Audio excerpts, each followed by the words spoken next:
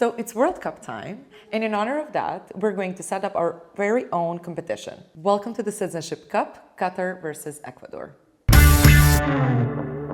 Hello, I'm Irena Pergomet. I am Assistant Operations Manager here at Nomad Capitalist. So, in today's matchup, we're going to be looking at the benefits of having citizenship in Qatar versus having citizenship in Ecuador. So, let's see some of the benefits of actually having citizenship in Qatar. The Passport of Qatar grants the holders access to 98 countries, including Singapore, UK, Turkey, China, and most of the South America. Out of those 107 countries, you would be able to access 57 countries visa-free, 44 where you will need to get a visa on arrival, and 6 with electronic travel authorization. Qatar is one of the fastest growing economies in the world and growing tourist destination. The government of Qatar is investing heavily in the infrastructure to make it more appealing for international travelers. So one of the examples of these heavy investments is the World Cup. Another thing to mention is that in Qatar there is no personal income tax and only 10% of corporate income tax. When it comes to citizenship by descent in Qatar, law states that any person born to a Qatari father, irrespective of their place of birth, are Qatari citizens by descent. Any person born to a Qatari mother but foreign father will not be granted citizenship by descent. To actually become a resident in Qatar, you would have two options. So you would either have to buy a real estate worth of $200,000 and get temporary residence there, or you would have to buy a property worth over $1 million and get permanent residency there for yourself and perhaps for your dependents, for your family members. To maintain that permanent residency in Qatar, you must spend at least 90 days out of a year in the country. It can be either consecutive 90 days or just interrupted. Also, there is no capital gain tax with the exception of business activities. Being the richest country in the world that heavily invests in modernizing the infrastructure and attracting foreigners, it is no surprise that Qatar is home to the second largest expat community in the world. So let's now look at some of the downsides of having a Qatar citizenship. Even though the holders of Qatari passports have access to 98 countries, the list does not include some of the major destinations, such as the EU, for example, the US, and Australia. However, during the summit in April 2022, EU officials proposed to allow citizens of Kuwait and Qatar as well a visa-free access to the EU countries. So this comes as part of an initiative to straighten the relations with Gulf countries. It is now for the European Parliament and the Council to examine the proposal and decide whether to grant free visa travel to the EU countries for Qatar citizens. Also, the acquisition of the passport in Qatar is a very long process. Specifically, to become a citizen of Qatar, you must spend 25 years in the country without leaving the country for more than 2 consecutive months.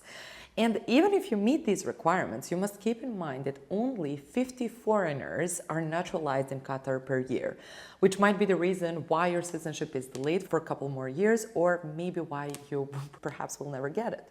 So alongside with the waiting time, there is one more requirement that can prove challenging for the Westerners, which is good knowledge of Arabic language. And when you finally manage to get the citizenship, you must be aware of the fact that the naturalized people still do not possess the same privileges and same rights as the people who are actually born in Qatar. Also, one more thing is that Qatar does not allow dual citizenships, which would definitely mean that you would have to renounce your origin passport in case that you want to become a citizen of Qatar. So this was Qatar. Now, let's see what are some of the benefits of having citizenship in Ecuador. So obtaining a residency permit in Ecuador can be done in different ways, depending on what suits you the best. So first, you would need to obtain temporary residence for 2 years, and then after that, apply for the permanent one. Application happens only within Ecuador, and temporary residence can be renewed only once. So the most common ways of actually firstly getting a residency in Ecuador is investor visa. It is an investment for a fixed period that returns interest payments to the main investor. If you decide to go down this route, you should maintain the investment for 2 years. Of course, this is a temporary residency, and after those 2 years, you can actually apply for the permanent one. Another option, how you can get residency in Ecuador, is through real estate. So again, the real estate should be held for the period of 2 years. in order for you to be eligible to apply for the permanent residency there. So when it comes to Ecuador citizenship, it cannot be gained quickly with just investment or real estate purchase, like it is most of the Caribbean countries, for example. So in order to obtain citizenship here, you need to have 2 years of temporary residency, and after that, exchange it for the permanent one and hold it for another 3 years. Only after 5 years, you will be eligible to apply for citizenship in Ecuador. Another option is obviously marrying an Ecuadorian citizen, which will make you eligible for citizenship immediately. So in Ecuador, citizenship by birth is also acceptable, meaning that if your child is to be born within the Ecuadorian territory, your child will automatically have Ecuadorian citizenship. So having an Ecuador passport allows you to have visa-free travel to 98 countries, including China, Russia, Hong Kong, Singapore, and South America as well. It also makes you eligible for low entry fees in some countries. The citizenship can be obtained in 6 to 12 months after applying, which is not that long. If you're not looking for a quick citizenship, you can enjoy your permanent residency visa as long as you like, since it does not require renewal at all, and then eventually, if you want citizenship, you can apply for it anytime. Ecuador allows dual citizenship, which means that you do not need to renounce your original citizenship if you want to get this one. So now let's look at some of the downsides here. Since all coins have two sides, we can move to the disadvantages now of owning an Ecuador passport. So as mentioned, getting citizenship in Ecuador requires a prior 2-year temporary and 3 years of permanent residency. However, that is not all. So in order to get citizenship, you should complete a writing and oral test in Spanish. Even though the test is extremely easy and the answers can be pre-learned, it is still advised for a person to know basic Spanish, since there are not a lot of people in Ecuador that speaks very fluent English. So small crimes are also somewhat common in Ecuador. That doesn't necessarily mean that Ecuador is not a safe place to live in.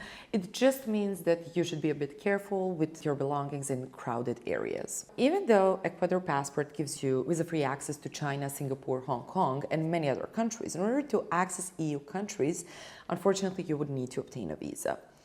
Also, Ecuador citizens might be blacklisted in a few banks worldwide, which is something worth mentioning too. In conclusion, Ecuador is a very nice, warm, and cheap country to spend your retirement years or just live at a very young age. However, you should take into consideration some lifestyle factors that we mentioned before. So if you obtain an Ecuador passport just for the sake of visa-free access and you're not planning to live there, lifestyle disadvantages will not bother you that much. Well, it was a hard-fought match, but at the end of the day, our professional recommendation would be that Qatar is the winner. Look for another video in a few weeks and see what the next matchup will be.